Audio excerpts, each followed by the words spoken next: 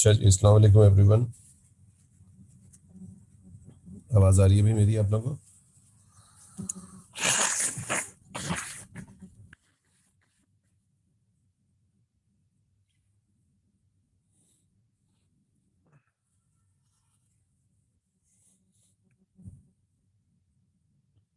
अच्छा जी।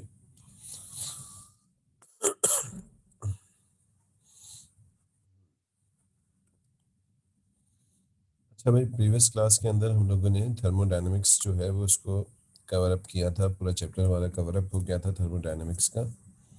ठीक है। और आज जो है जो हम चैप्टर स्टार्ट करेंगे दैट इज़ आइडियल गैसेस। ठीक है। तो सबसे पहले हम हेडिंग लगाते हैं आइडियल गैसेस की। आइडियल गैस क्या चीज़ होती है? तो आइडियल गैस हमारे पास एक मोनो एटॉमिक गैस होती है। मोनो एटॉमिक गैस मीन्स के सिंगल मॉलिक्यूल की गैस होती है। डाई एटॉमिक, ट्राई एटॉमिक नहीं होती। It is a mono atomic gas. और इस मोनो एटॉमिक गैस की कुछ प्रॉपर्टीज हम एज्यूम करके चल रहे होते हैं। ठीक है। और उसी प्रॉपर्टीज को लेके फिर हम आइडियल गैस के जितने भी लॉज हैं उनको डेवलप करते हैं। ठीक है। सबसे पहली एक प्रॉपर्टी आइडियल गैसेस की ये होती है कि मॉलिक्यूल्स के दरमियान में किसी भी किस्म की कोई इंटरमॉलिक्यूलर अट्रैक्शन नहीं होती। ठीक है। There is no intermolecular attraction between the molecules. ठीक है। The volume of the gas is negligible. The volume of the molecules of ideal gas is negligible compared to the whole volume of the gas. ठीक है। इसकी change in potential energy कोई नहीं होती क्योंकि इसकी स्टेट चेंज नहीं होती। ठीक है। और इसके अलावा जो मॉलिक्यूल्स आपस में कोलिजन करते हैं वो क्या होती है? परफेक्ट इलास्टिक कोलिजन होती है। ठीक है। तो ये कुछ assumptions हैं जो आइडियल गैसेस के हैं and you should know these assumptions basically. तो सबसे पहले तो मैं आपसे कुछ assumptions शेयर कर रहा हूँ जो आइडियल गैस के होते हैं। These are the basic assumption for the kinetic theory of gases जो आइडियल गैस के लिए हम लोग कंसिडर कर रहे होते हैं। प्लीज इसको जरा सबसे पहले कॉपी डाउन कीजिएगा, फिर वन बाय वन हम इन तमाम पॉइंट्स को डिस्कस भी कर लेंगे। ठीक है। तो just giving you 5 minutes to copy all these points. Okay.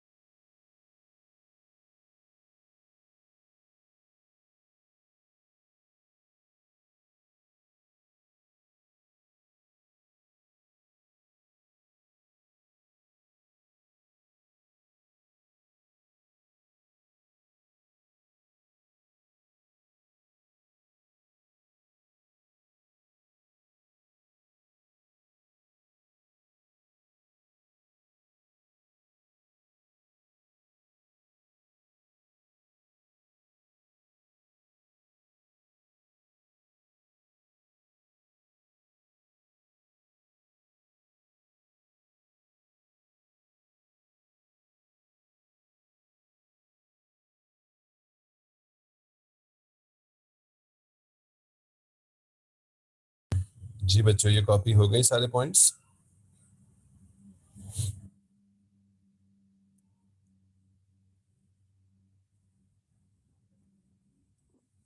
जी बच्चों।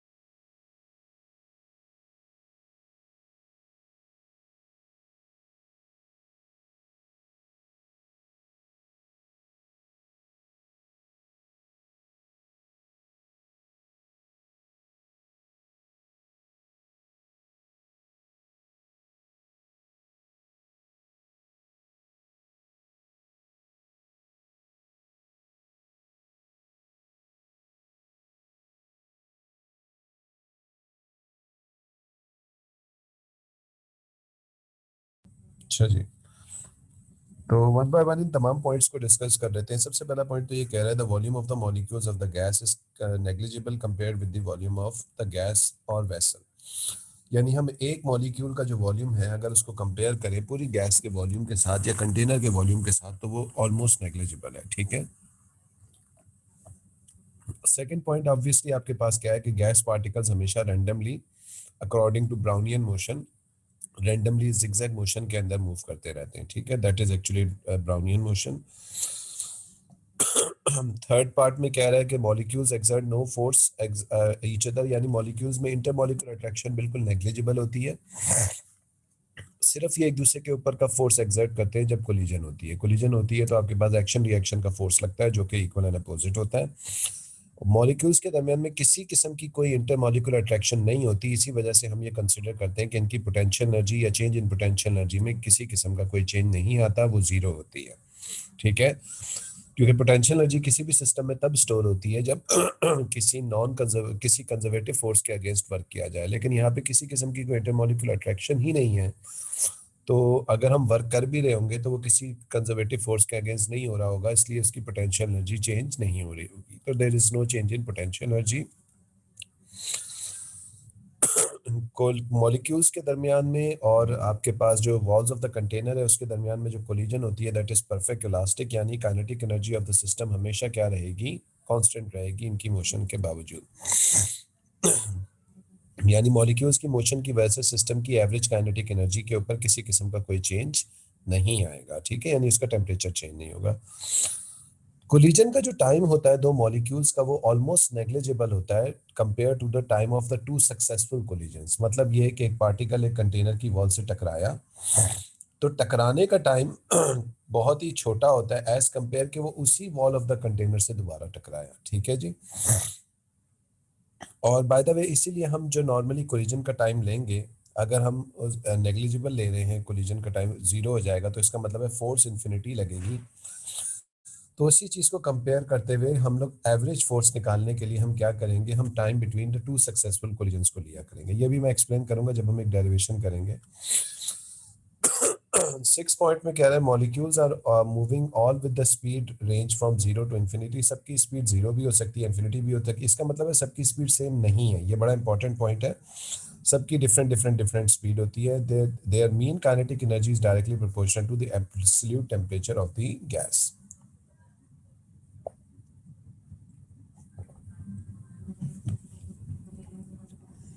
तो जो मीन काइनेटिक एनर्जी होती है ये आपके पास डायरेक्टली प्रोपोर्शनल होती है टेम्परेचर के। तो these are the basic assumptions we made for the ideal gas. ठीक है जी, आइडियल गैस के लिए हम ये बेसिक अजम्पशंस करते हैं। अच्छा, हम लोगों ने जो प्रीवियस चैप्टर था उसमें हमने थ्री लॉज ऑफ गैस पढ़े थे, जिसमें सबसे पहला लॉ जो था वो हमने चार्ल्स लॉ पढ़ा था, जिसमें हमने ये पढ़ा था कि volume is directly proportional to temperature at constant volume नहीं, volume is directly proportional to temperature at constant pressure, जिसकी हमने इक्वेशन बनाई थी V/T is equals to K, और हमने इसको ये कहा था कि V1/T1 is equals to V2/T2. This is actually Charles law. Let me tell you one thing कि रियल गैसेस जो है वो कब आइडियल गैसेस के तौर पे बिहेव करती हैं. रियल गैसेस आइडियल गैसेस के तौर बिहेव तब करती हैं जब उनका टेम्परेचर एक तो बहुत ज़्यादा लार्ज होता है और जब प्रेशर जो है वो बहुत ज़्यादा कम होता है. ठीक है, यानी टेम्परेचर बहुत ज़्यादा लार्ज होगा, मॉलिक्यूल्स की सेपरेशन बहुत ज़्यादा होगी, और प्रेशर कम होने का मतलब है कि मॉलिक्यूल्स की सेपरेशन बहुत ही ज़्यादा होगी, इंटरमॉलिक्यूलर अट्रैक्शन ऑलमोस्ट नेग्लिजिबल होगा बहुत दूर दूर होने की वजह से.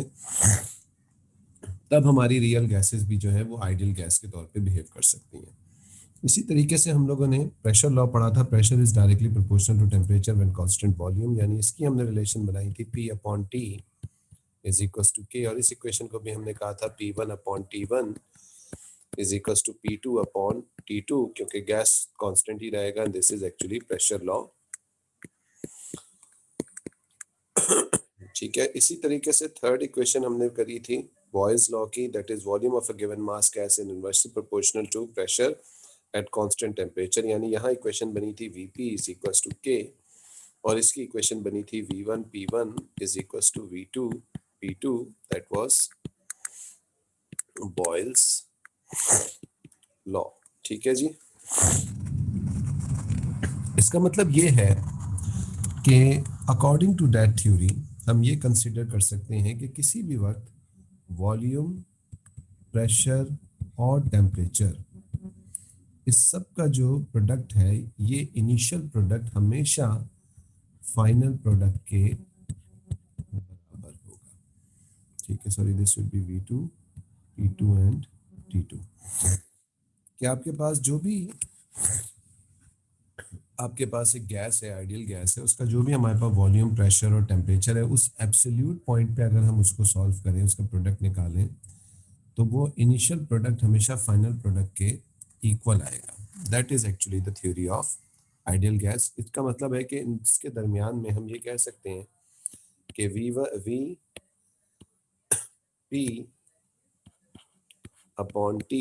ये सब का सब किसके बराबर होगा, एक कांस्टेंट के बराबर होगा. ठीक है, and this is actually mass energy ratio. आपके पास इसको हम कहते हैं मास एनर्जी रेशियो. हमेशा क्या रहेगा, हमेशा आइडियल गैस का कंजर्व रहेगा.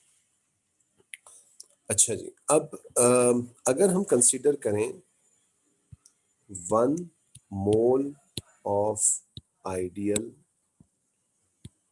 गैस. ठीक है जी, 1 मोल ऑफ आइडियल गैस. अच्छा, 1 मोल क्या चीज होती है जी? Can anyone define what is actually 1 mole?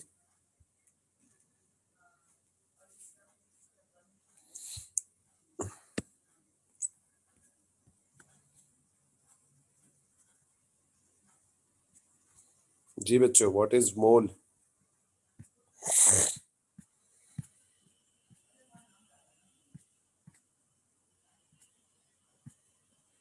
जी बच्चों,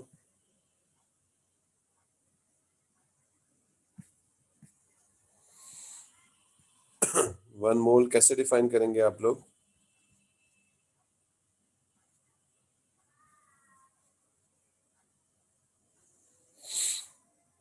Tayyab, Zainab, Neha, Sufiyan, Aban, Azan, Yusuf, Vaniza. 1 mole is equals to 1 mass of gas, mass upon mr. Define कैसे करेंगे? मुझे फॉर्मूले थोड़ी चाहिए भाई, डिफाइन कैसे करेंगे उसको?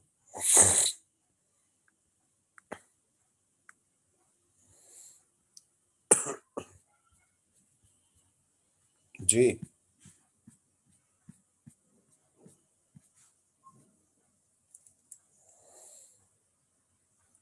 How can you define mole?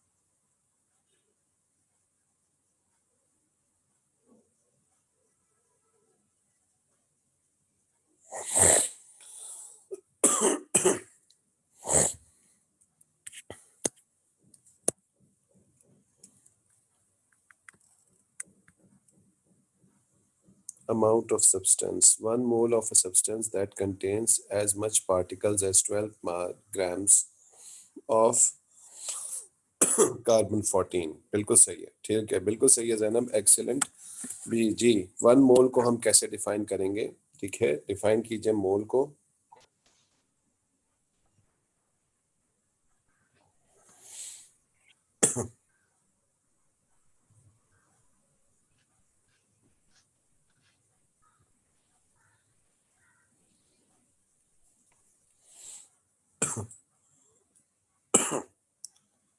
One mole of a substance लिखिएगा, 1 mole of a substance,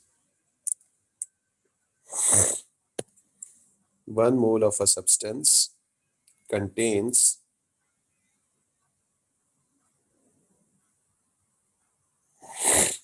1 mole of a substance contains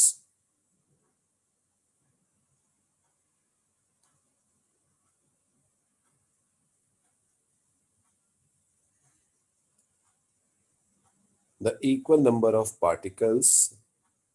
1 mole of a substance contain equal number of particles, equal number of particles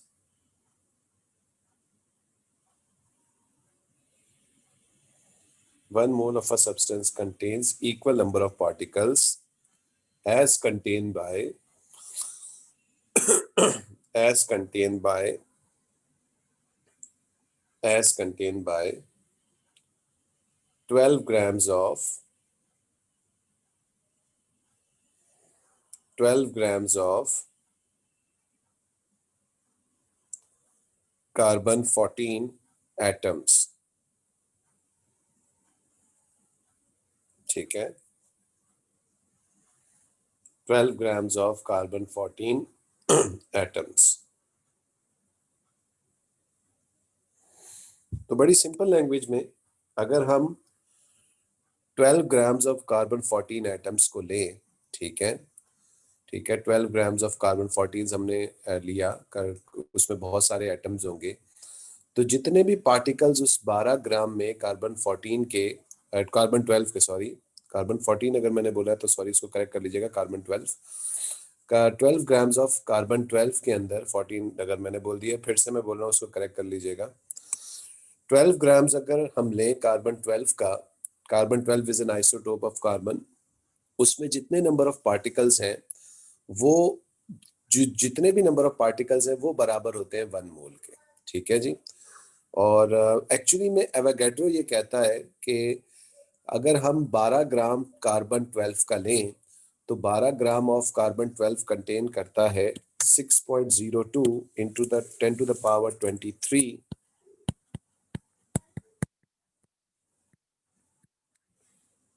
atoms of carbon 12। ठीक है, this is actually 12 grams of carbon 12। ठीक है, अगर हम 12 ग्राम लें carbon 12 का तो ये बेसिकली जो है बराबर हो जाएगा हमारे पास 1 मोल ऑफ अ सब्सटेंस के। ठीक है जी, इज दैट क्लियर? किसी ने इसमें कोई सवाल पूछना है तो पूछ लीजिए।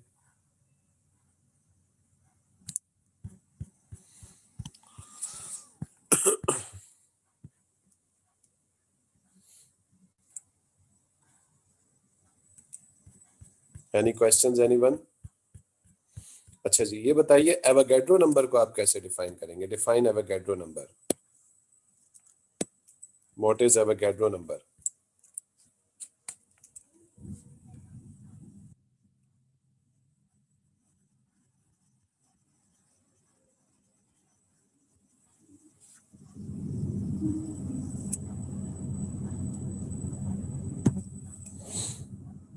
नंबर ऑफ पार्टिकल्स, बिल्कुल सही है आजाद, नंबर ऑफ पार्टिकल्स तो होते हैं एवोगैड्रो नंबर, लेकिन अगर डेफिनेशन आपसे पूछी जाए what is meant bye Avogadro number तो आप उसकी डेफिनेशन कैसे लिखेंगे?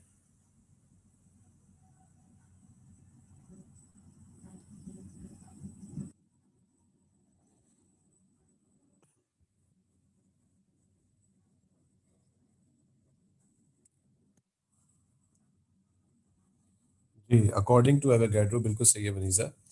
According to Avogadro, the 1 mole of any substance contains, जी, 1 mole of any substance contains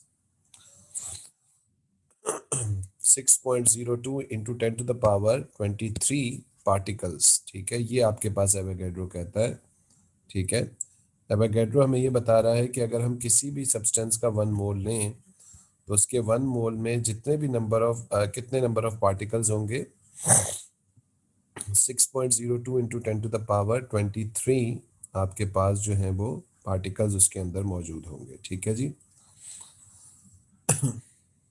या हम इसको ऐसे भी एक्सप्लेन कर सकते हैं एवोगैड्रो नंबर को, the number of atoms of carbon 12 in 12 grams, okay, the equal number of atoms in carbon 12 in 12 grams। इस तरीके से भी हम एवोगैड्रो नंबर को एक्सप्लेन कर सकते हैं। ठीक है, ये दोनों ही डेफिनेशंस आपसे पेपर में पूछी जाती हैं। डिफाइन मोल भी पूछा जाता है और एवोगैड्रो नंबर भी पूछा जाता है। ठीक है जी। तो अब हम एक अजम्पशन ले रहे हैं, हम ये कह रहे हैं कि हमारे पास ये 1 मोल गैस है। ठीक है, अगर हम एसटीपी के ऊपर इस कांस्टेंट की वैल्यू निकालें स्टैंडर्ड टेम्परेचर प्रेशर के ऊपर, तो स्टैंडर्ड जो हमारे पास वॉल्यूम की वैल्यू होती है, वॉल्यूम कितना होता है हमारे पास 22.4 डीएम क्यूब। ठीक है, स्टैंडर्ड प्रेशर कितना होता है 1.02 into 10 to the power 5 pascals, और हमारे पास स्टैंडर्ड टेम्परेचर जो होता है वो हमारे पास कितना होता है 273.14 केल्विन्स। ठीक है जी। तो ये ज़रा वैल्यूज़ इसमें प्लग इन करें वी पी और टी की जगह, and calculate the value of के की बताइए कि क्या वैल्यू आ रही है।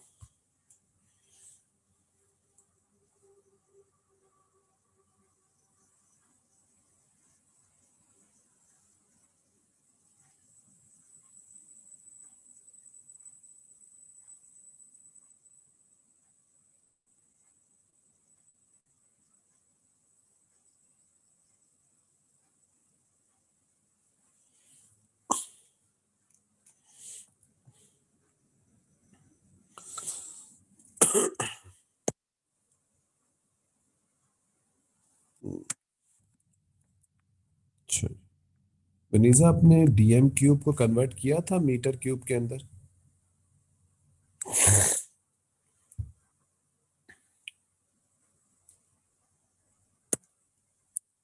इसको कन्वर्ट कर ले बेटा। तो एक्चुअली में ये हो जाएगा V P upon T is equals to K. V हमारे पास हो जाएगा 22.4 इंटू 10 टू द पावर -3। ठीक है जी, क्योंकि डेसी 10 टू द पावर -1 होता है, लेकिन उस पर मीटर क्यूब है तो इसलिए उस पर भी क्यूब हो जाएगा। ठीक है, ये मल्टीप्लाई होगा 1.02 इंटू 10 टू द पावर 5 से और डिवाइड होगा 273.14 से। ठीक है, तो हमारे पास जो वैल्यू आ रही है दैट इज एग्जैक्ट वैल्यू बताइएगा।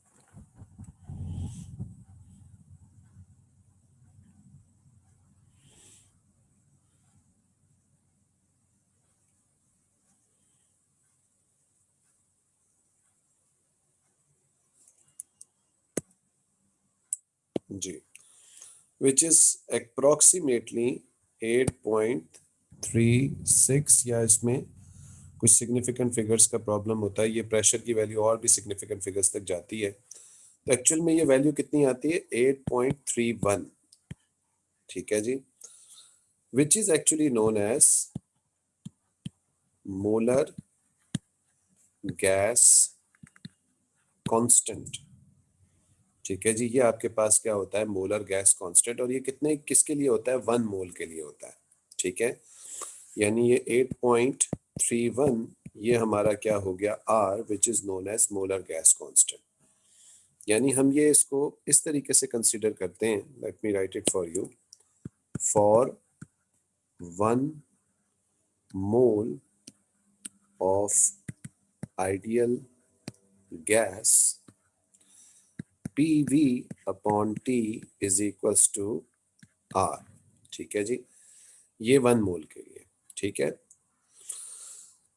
लेकिन अगर हमारे पास अदर देन 1 मोल हो, 2 मोल हो, 3 मोल्स हो, 4 मोल्स हो, तो हम क्या करते हैं उस केस में? हम उस केस में कहते हैं PV upon T is equals to N into R, जिसमें this N is number of moles, ठीक है जी। This is actually known as number of moles. और इसी चीज से फिर हमने फाइनली इसको ऐसे लिखा, PV is equals to NRT। इसको कॉपी कर लीजिए। This is the equation of ideal gas, ठीक है जी।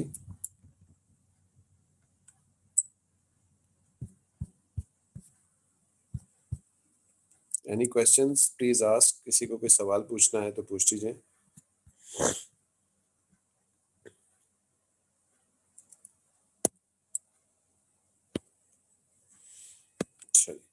अच्छा जी, एक क्वेश्चन बड़ा कॉमनली पेपर में पूछा जाता है, what is meant by ideal gas? What is meant by ideal gas जी? कैसे क्वेश्चन को आप इसको एड्रेस करेंगे? क्वेश्चन लिख लीजिए, what is meant by ideal gas. तो क्या लिखेंगे आप इसके अंदर? 2 मार्क्स के लिए नॉर्मली ये क्वेश्चन होता है।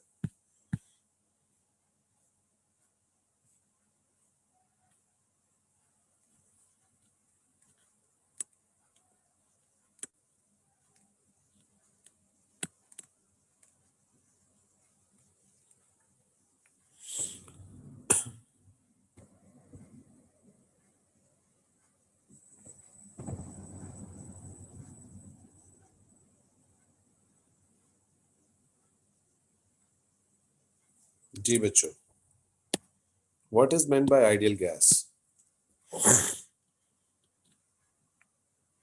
और you want me to show you the question?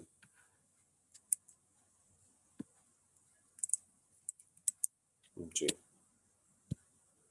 ये लीजिए, ये क्वेश्चन होता है।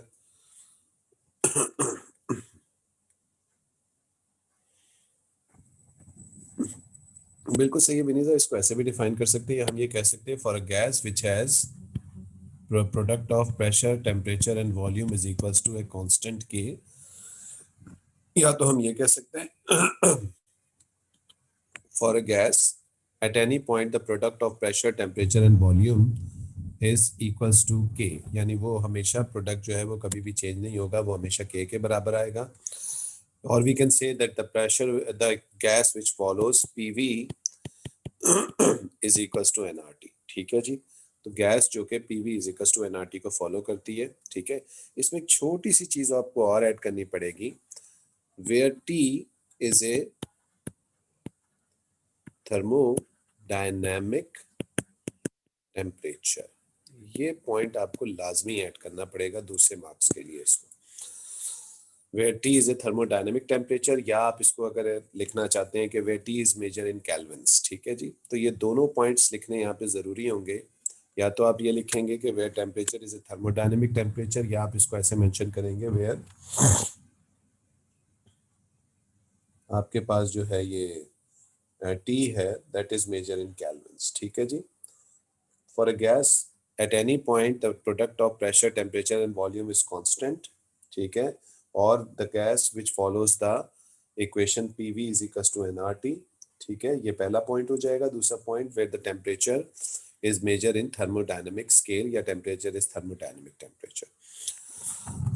तो ये छोटी छोटी चीज़ें हैं, छोटी छोटी मिस्टेक्स हो जाती हैं आप लोगों से पेपर में, जिसकी वजह से आप लोगों के पेपर में मार्क्स कटते रहते हैं, तो ज़रा ख्याल रखिएगा इन चीज़ों को।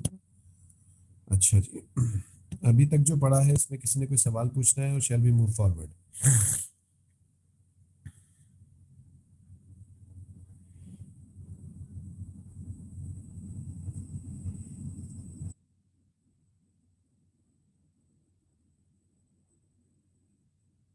जी बच्चों, किसी ने कोई क्वेश्चन पूछना है अभी तक जो पढ़ा है? कुछ क्वेश्चन है किसी को तो पूछ लीजिए।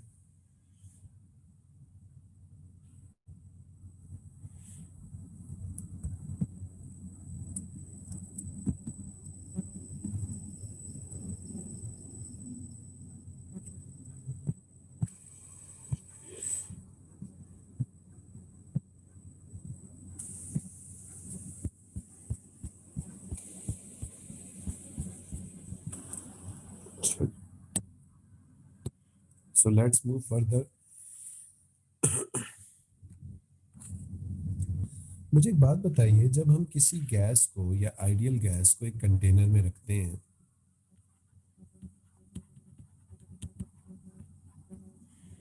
तो गैस के पार्टिकल्स जो हैं ये मूव करते हैं, और ये गैस के पार्टिकल्स मूव करके इस कंटेनर के अंदर वॉल्स ऑफ द कंटेनर से कोलिजन करते हैं।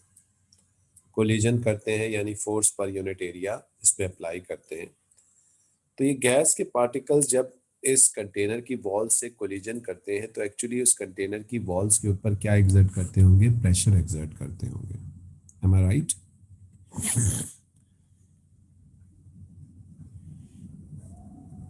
जी बच्चों। अच्छा जी, तो किस तरीके से वो प्रेशर जो है वो रिलेट होता है, ठीक है ना? काफ़ी सारे इसमें पॉइंट्स हमारे पर रेज होते हैं हमारे दिमाग में, कि वो प्रेशर किन चीज़ों पे डिपेंड करता है। ठीक है, प्रेशर एग्जर्ट कैसे होता है? सबसे पहली बात ये, प्रेशर किन चीज़ों पे डिपेंड करता है?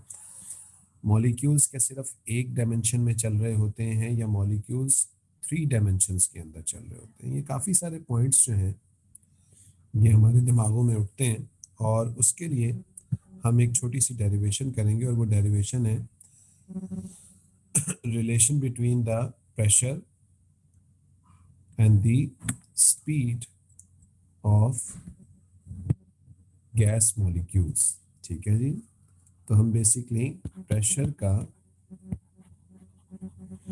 स्पीड के साथ रिलेशन बनाना चाह रहे हैं। ऑब्वियसली बात है, हमें एक बात पता है कि जब मॉलिक्यूल्स की स्पीड ज़्यादा होगी, जितनी ज़्यादा स्पीड होगी उतनी ज़्यादा कोलिजन्स होंगी, और जितनी ज़्यादा कोलिजन्स होंगी उतना ज़्यादा हमारे पास प्रेशर एक्सर्ट होगा। ऑल्दो ये डेरिवेशन आज की क्लास में हमारे पास ख़त्म नहीं हो पाएगी, but just giving you a basic idea. तो मेरा ख्याल है आज हमें इसको नहीं करना चाहिए, क्योंकि इशू ये है कि ये फिर बीच में रह जाएगी हमारी डेरिवेशन। ठीक है ना? Just give you a brief introduction of this derivation. हम क्या कंसीडर करेंगे? हमारे पास एक कंटेनर है जो कि क्यूब की फॉर्म में है। ठीक है, इस कंटेनर के अंदर गैस के पार्टिकल्स हैं जो कंटिन्यूसली मूव करते हैं, और मूव करके जाके कंटेनर की वॉल से, जो शेडेड एरिया लाइट से, उस वॉल से जाके ये मॉलिक्यूल्स जो हैं ये क्या करते हैं? कोलिजन करते हैं। ठीक है जी, मास ऑफ वन मॉलिक्यूल जो है वो कितना है? m। ठीक है जी, there are n number of molecules. हमारे पास n नंबर ऑफ मॉलिक्यूल्स है। एक मॉलिक्यूल का मास m है, n नंबर ऑफ मॉलिक्यूल्स है हमारे पास कंटेनर में। तो ये बताइए कि हमारे पास टोटल मास ऑफ गैस कितना होगा?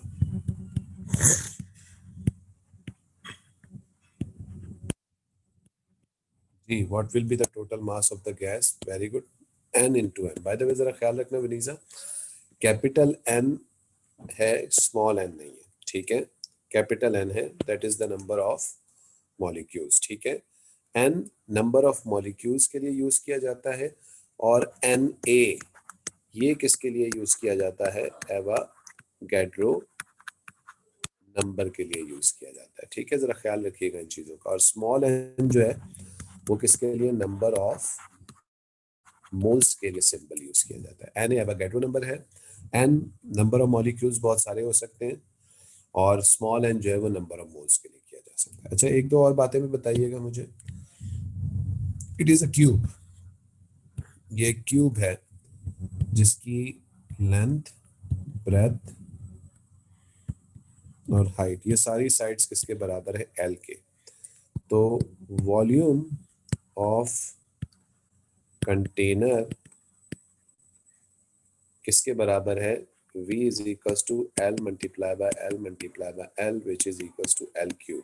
ठीक है, ये वॉल्यूम ऑफ द कंटेनर है। ये बताइए, ये जो n नंबर ऑफ मॉलिक्यूल्स हैं इनका वॉल्यूम कितना होगा? What will be the total volume of the gas?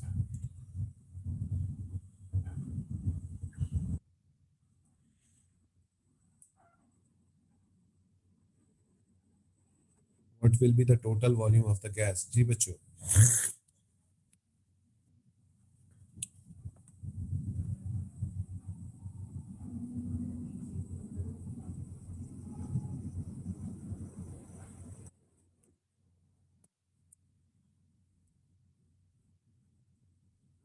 N into m into density, बिल्कुल सही कह रही है वनीजा, लेकिन एक्चुअली में हम सिंपली ये कहते हैं कि जो हमारे कंटेनर का वॉल्यूम है वही हमारे पास volume of the gas consider किया जाता है, क्योंकि गैसेस एक्सपेंड करती हैं और जो भी कंटेनर है उसके पूरे वॉल्यूम को ऑक्यूपाई कर लेती हैं। तो हम ये कह सकते हैं कि वॉल्यूम ऑफ गैस ये कितना हो जाएगा, एल क्यूब हो जाएगा। ठीक है, क्योंकि volume of the container L cube है, तो गैस का वॉल्यूम भी क्या हो जाएगा, एल क्यूब हो जाएगा। ठीक है भाई, इसमें कोई इशू तो नहीं है किसी को? अच्छा जी, ये जो गैस का मॉलिक्यूल है ये v की स्पीड से चल रहा है और इसका मास कितना है, m। तो बताइए कि इसका मोमेंटम कितना होगा?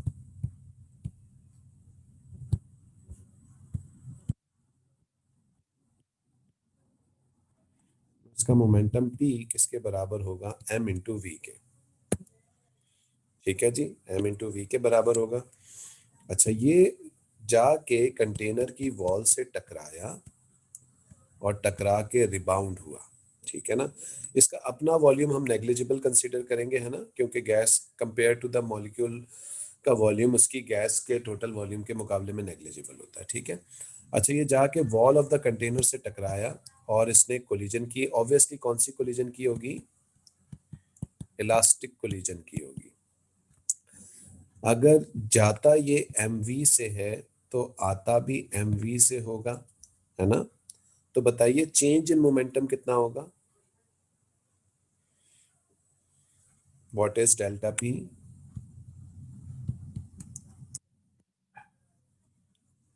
ठीक है, no Zainab, to be my, देखो बच्चों, ये जाते हुए इसकी वेलोसिटी पॉजिटिव में है, आते हुए इसकी वेलोसिटी कैसी होगी, नेगेटिव में होगी। ठीक है, इसको यूं लिखना चाहिए था एक्चुअली में, ये। ठीक है, क्योंकि वेलोसिटी एक वेक्टर क्वांटिटी है। ठीक है, तो change in momentum P f minus P i से निकलेगा, that will be equals to minus m v is equals to -2 mv। ठीक है ना, बिल्कुल सही है, -2 mv होगा। और माइनस का साइन एक्चुअली में क्या शो कर रहा है, डायरेक्शन ऑफ फोर्स। ठीक है, क्योंकि जब इस कंटेनर ने इस पे एक्शन किया होगा तो जवाब में वॉल ने इस पे रिएक्शन किया होगा इस डायरेक्शन में। ठीक है, तो ये माइनस साइन उसकी डायरेक्शन को शो कर रहा है एक्चुअली में। ठीक है ना, अच्छा जी। अच्छा, अब मैं बस इस क्लास को वाइंड अप करूंगा, लेकिन मुझे बात बताइए कि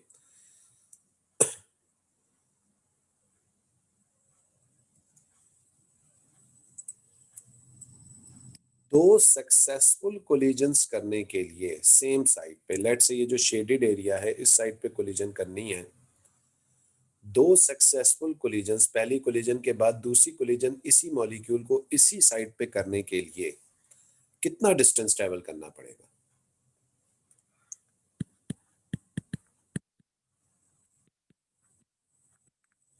अगर ये सिंपल हॉरिजॉन्टली चल रहा है।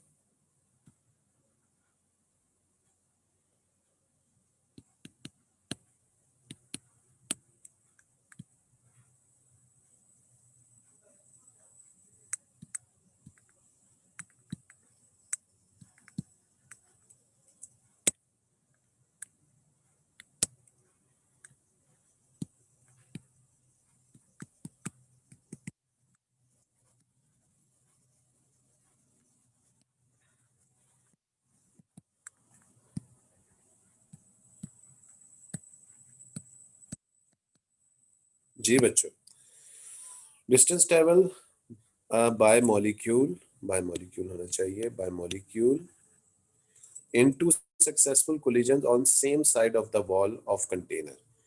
जी,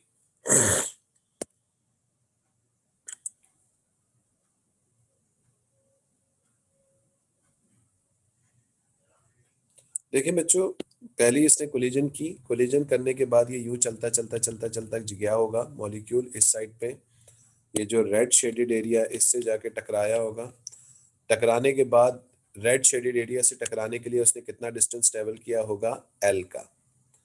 फिर वापस ट्रेवल करके आया होगा और ब्लैक वाले एरिया से, जिस एरिया की मैं बात कर रहा हूँ, उससे टकराया होगा। तो एक कोलिजन के बाद दोबारा उसी साइड पे टकराने के लिए उसने टोटल डिस्टेंस कितना ट्रेवल किया होगा,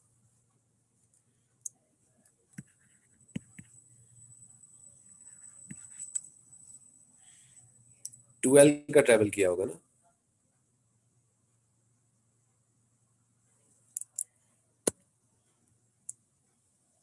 ठीक है ना, 2L का ट्रेवल किया होगा ना इसने। और बाय द वे किस उससे किया होगा, बाय द वे वेलोसिटी से, v की वेलोसिटी से। तो टाइम किसके बराबर हो जाएगा, तो v is equal to 2L upon t. तो t किसके बराबर हो जाएगा, 2L अपॉन v के बराबर हो जाएगा। ठीक है जी। तो ये छोटे छोटे पॉइंट्स हैं, ये हम लोग अभी डिटेल में नेक्स्ट क्लास के अंदर डिस्कस करेंगे। और हमें पता है कि फिर rate of change of momentum पर यूनिट टाइम जो होता है, that is actually known as change force के बराबर होता है। ठीक है। और आप लोगों के सबके जहन में एक सवाल उठना चाहिए कि सर आप जो टाइम दे रहे हैं वो 2 सक्सेसफुल कोलिजन्स का ले रहे हैं, ठीक है, आप टाइम कोलिजन का क्यों नहीं ले रहे कंटेनर की वॉल से। ये सवाल सबके दिमागों में उठना चाहिए। और नेक्स्ट क्लास में मैं इस सवाल का आंसर भी आप सबसे चाहूंगा कि आप लोग वीकेंड है आराम से बैठ के सोचें इसके बारे में कि क्यों हम ऐसा कर रहे हैं। ठीक है।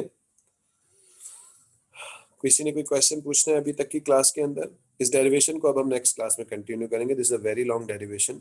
ठीक है, अच्छी खासी लंबी डेरिवेशन है ये। अच्छा जी। तो खैर ये वाला पार्ट अगर किसी को नहीं समझ में आया तो उसको टेंशन लेने की कोई ज़रूरत नहीं है। इस वाले पार्ट को हम नेक्स्ट क्लास में दोबारा से एक्सप्लेन करेंगे। एटलीस्ट यहाँ तक सब याद रखिएगा। ठीक है जी। So let's stop it over here. हाँ, time delay between one and other collision, बिल्कुल सही कह रही हो विनीता, क्योंकि एवरेज फोर्स की बात हो रही होगी जी। काफ़ी हद तक आप पहुंच गई हैं सही जगह पे, क्यों हमने वो लिया है। गुड। ठीक है भाई, चलें let's stop it over here. Take care everyone, अल्लाह हाफिज़।